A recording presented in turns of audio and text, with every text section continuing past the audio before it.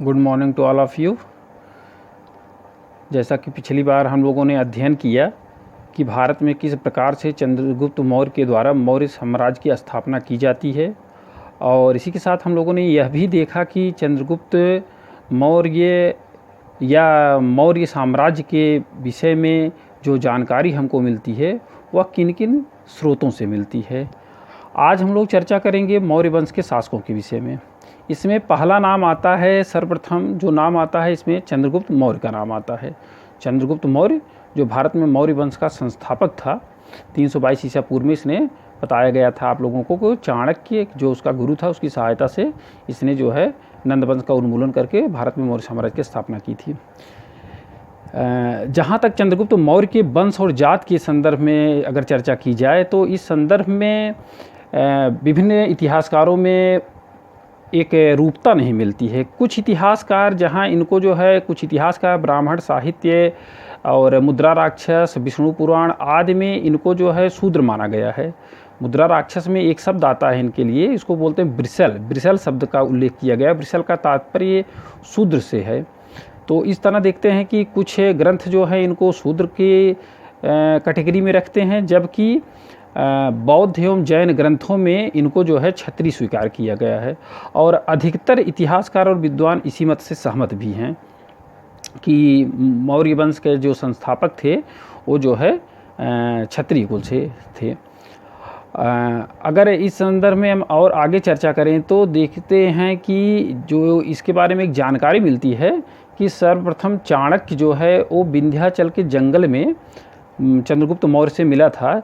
उस समय चंद्रगुप्त मौर्य जो है बालक थे और वह अपने कुछ मित्रों के साथ विंध्याचल की पहाड़ियों में राजकीलम नामक एक खेल को खेल रहे थे।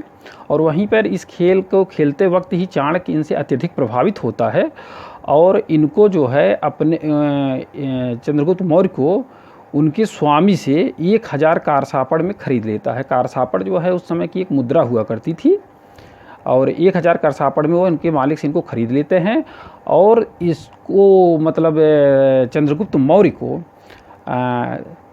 चाणक्य जो है लेकर अपने शिक्षा केंद्र तक्षशिला में जाता है। तक्षशिला में ही चाणक्य वहाँ पर आचार्य थे और वहाँ पर अध्ययन अध्यापन का कार्य किया करते थे।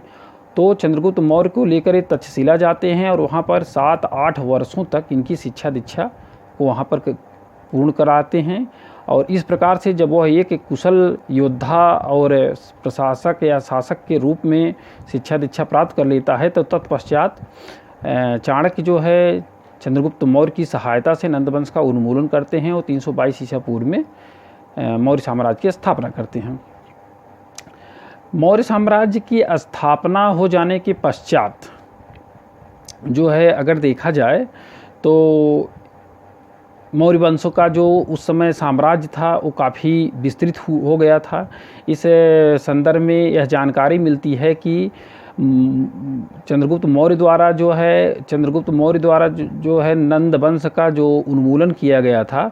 नंद वंश के उन्मूलन से पूर्व चंद्रगुप्त मौर्य जो है भारत के पश्चिमोत्तर सीमा पर स्थित राज्यों को सर्वप्रथम जीतता है और इसके बाद वहाँ से अपनी शक्ति को थोड़ा सा मजबूत कर लेता है। जब इसके पश्चात तब वह नंद वंश पर आक्रमण करता है और उनको हराकर, उनको परास्त कर करके मगध में मौर्य वंश की स्थापना करता है। और इसके साथ ही आपको यह भी बताना चाहेंगे कि सेल्यूकस से चंद्रगुप्त मौर्य का एक युद्ध हुआ था। सेल्यूकस बताया गया था मैं पिछली बार कि सेल्यूकस जो है सिकंदर का सेनापति था। सिकंदर जो भारत पर आक्रमण किया था, तो जब वह भारत से वापस गया तो वह अपने द्वारा विजित क्षेत्रों को अपने सेनापति सेल्यूकस को सौंप दिया था। और ये सेल्यूकस जो है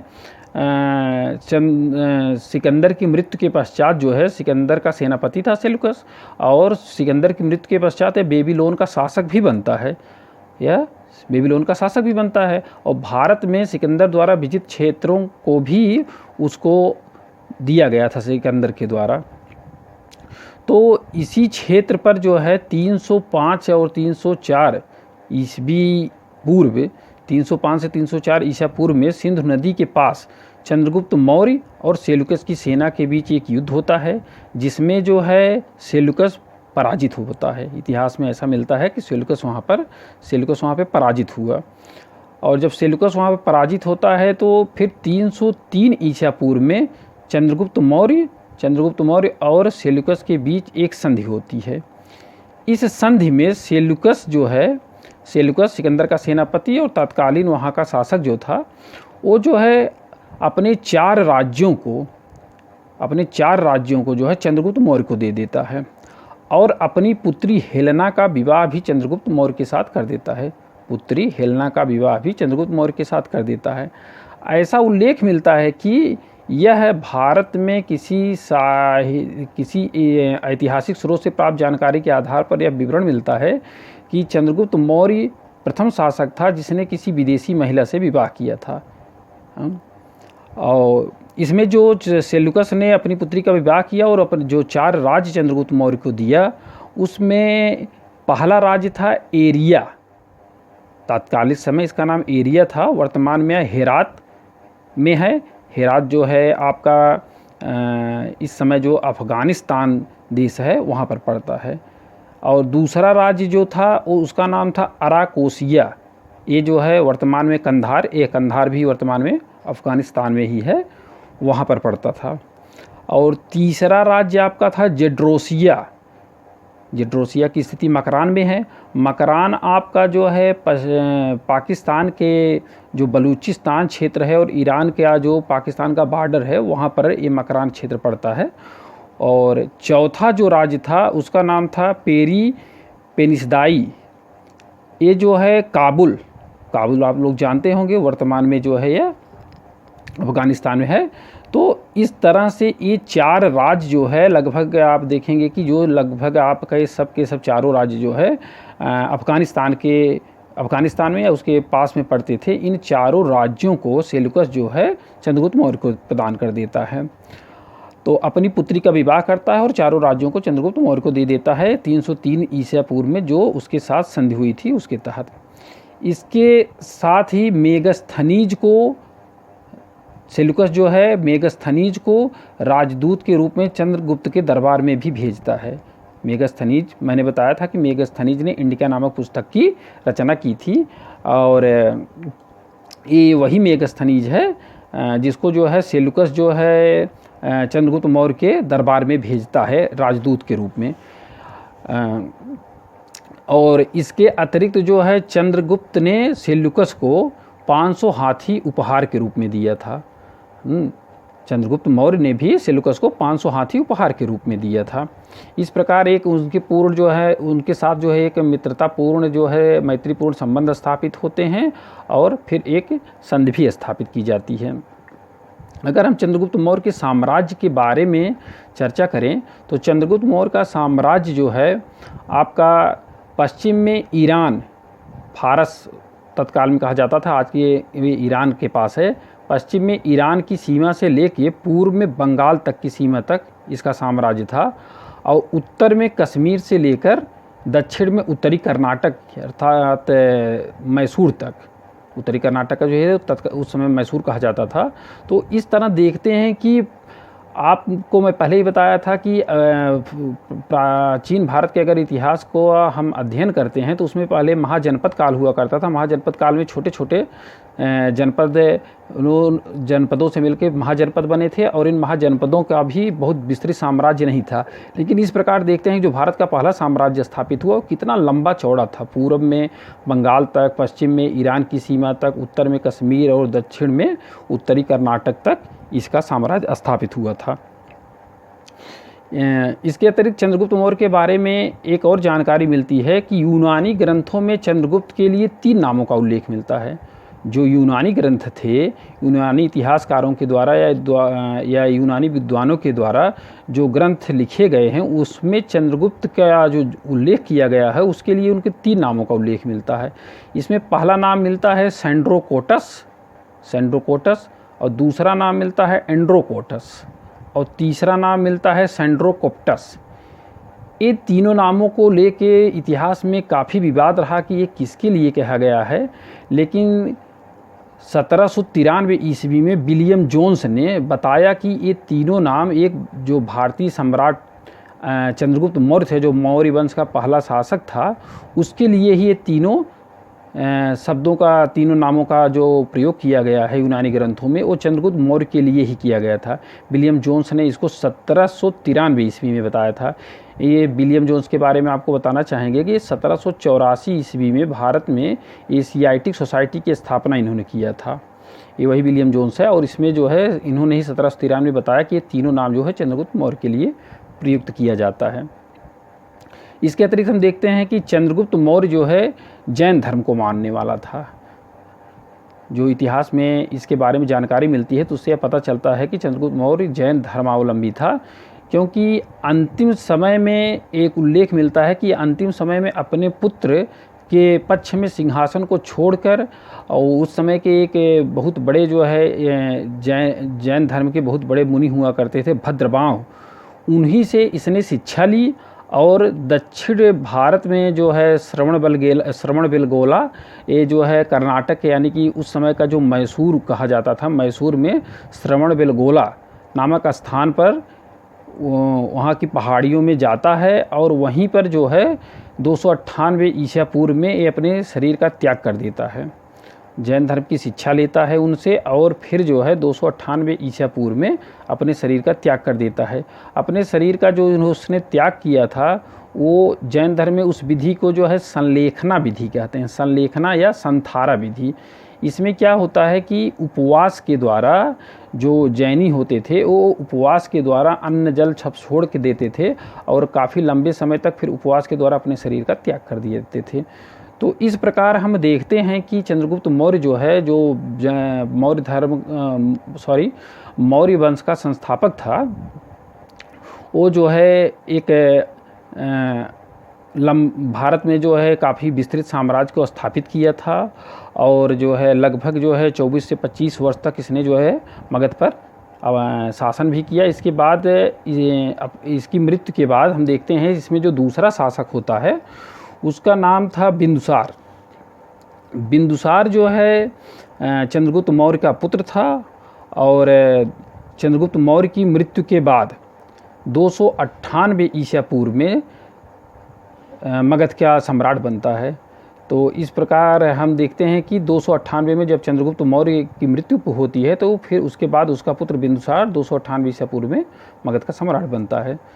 बिंदुसार जो है चंद्रगुप्त का उत्तराधिकारी था। इसका दूसरा नाम मिलता है अमित्रघात। बिंदुसार का दूसरा नाम जो मिलता है वो अमित्रघात मिलता है। अमित्रघात का मतलब होता है शत्रु विनाशक, मतलब जो शत्रुओं को नष्ट कर दे, इसका ये नाम भी मिलता है। यूनानी ग्रंथों में जो है बिंदुसार के लिए एक दूसरा नाम भी मिलता है, उसको हम देखते हैं, वो उसको यूनानी ग्रंथों में अमित्रचेटस कहा गया है। अमित्रचेटस भी यूनानी ग्रंथों में इसको कहा गया है। जबकि वायु पुराण जो है भारतीय धार्मिक एक ग्रंथ है वायु पुराण, उसमें जो है इसका एक अन्य नाम भद्रसार भी मिलता है। और जैनियों ने जो है इसको अपने ग्रंथों में सिंहसेन नाम से इनका जो है उल्लेख किया है, सिंहसेन नाम से उल्लेख किया है। तो इस प्रकार हम देखते हैं कि बिंदुसार के कई नाम मिलते हैं, अमित्रघात, अमित्रचेटस, भद्रसार, सिंहसेन। बिंदुसार जो है मौर्य वंश का दूसरा जो है सम्राट था, और इसके बारे में बहुत विस्तृत जानकारी तो नहीं मिलती है, लेकिन जो जानकारी मिलती है उसमें एक जानकारी यह मिलती है कि जब यह मगध का सम्राट था तो उसके समय में तक्षशिला में विद्रोह हुआ था। तक्षशिला में जो एक विद्रोह हुआ था उसको दबाने के लिए, उस विद्रोह को समाप्त करने के लिए इसने अशोक को भेजा था। अशोक जो है इसका पुत्र था, उसी को भेजा था। तो कहीं कहीं मिलता है कि तक्षशिला में 2 विद्रोह हुए थे, कहीं कहीं पे मिलता है कि एक ही विद्रोह हुआ था। और ये जो है तक्षशिला के जो तात्कालिक अमात्य थे उनके विरुद्ध जो है ये विद्रोह हुआ था, और वहाँ की जनता को शांत कराने के लिए फिर बिंदुसार ने अशोक को, अपने पुत्र अशोक को भेजा था। और इसके अतिरिक्त यह भी जानकारी मिलती है कि मगध सम्राट बिंदुसार का सीरिया के जो तत्कालीन सीरिया के जो नारेस थे, सीरिया के जो शासक थे एंटियोकस प्रथम, सीरिया के तात्कालिक शासक एंटियोकस प्रथम से बिंदुसार का मैत्रीपूर्ण संबंध था, दोनों में काफ़ी मैत्रीपूर्ण संबंध था। और एंटियोकस प्रथम ने डाईमेकस नामक व्यक्ति को बिंदुसार के दरबार में राजदूत बनाकर भेजा। डाईमेकस नामक व्यक्ति को बिंदुसार के दरबार में राजदूत बनाकर भेजा था। और इसके अतिरिक्त एक जानकारी यह भी मिलती है कि बिंदुसार ने एंटियोकस प्रथम से, जो सीरिया के शासक थे, उनसे इन्होंने 3 चीज़ों की मांग की थी, कि जिसमें पहली चीज़ थी सूखी अंजीर, दूसरी चीज़ थी अंगूरी मदिरा, और तीसरा इन्होंने मांग जो की थी वो थी दार्शनिक की। तो इसका उल्लेख मिलता है कि एंटियोकस ने जो है इनकी 2 मांग, सूखी अंजीर और अंगूरी मदिरा, तो इनको उपलब्ध कराई, लेकिन दार्शनिक को इनको देने से इनकार कर दिया था। उन्होंने बताया कि तत्कालीन परंपरा के अनुसार जो है दार्शनिकों को, कि हमारे देश के दार्शनिकों को किसी दूसरे देश के जो है बेचा नहीं जा सकता था या भेजा नहीं जा सकता था। तो 2 चीज़ों को इन्होंने उपलब्ध कराया था, लेकिन दार्शनिक को देने से इन्होंने मना कर दिया था। इसके अतिरिक्त जो सीरिया नरेश के अतिरिक्त जो है बिंदुसार का संबंध मिस्र के शासक से भी था। मिस्र का जो शासक था उस समय टालमी द्वितीय, उसका नाम था टालमी द्वितीय फिलाडेल्फस। मिस्र का जो तात्कालिक शासक था टालमी द्वितीय फिलाडेल्फस, उसने भी जो है डायनोसिस नामक व्यक्ति को बिंदुसार के दरबार में राजदूत के रूप में भेजा था। बिंदुसार के दरबार में राजदूत। तो इस प्रकार आप देख सकते हैं कि अगर हम थोड़ा पीछे जाएं तो चंद्रगुप्त मौर्य, जो मौर्य वंश का संस्थापक था, मौर्य वंश के संस्थापक, तो उनके दरबार में सेल्यूकस ने जो है राजदूत भेजा था मेगस्थनीज को। चंद्रगुप्त के दरबार में मेगस्थनीज जो है राजदूत बन के आया था, जबकि जो है सेल्यूकस ने जो है मेगस्थनीज को राजदूत बना के भेजा था। जबकि बिंदुसार के समय में एंटियोकस ने जो है डाईमेकस को राजदूत बनाकर भेजा था, और मिस्र के शासक टालमी द्वितीय फिलाडेल्फस ने डायनोसिस को राजदूत के रूप में भेजा था। तो इस तरह देखते हैं 3 राजदूत आए थे, जिसमें से 2 जो है बिंदुसार के समय में और 1 वहाँ पर आए थे। अभी इसके बाद हम चर्चा करेंगे, अभी अशोक के शासनकाल में भी आए थे, लेकिन फिलहाल हम अभी बिंदुसार के शासन की बात कर रहे हैं।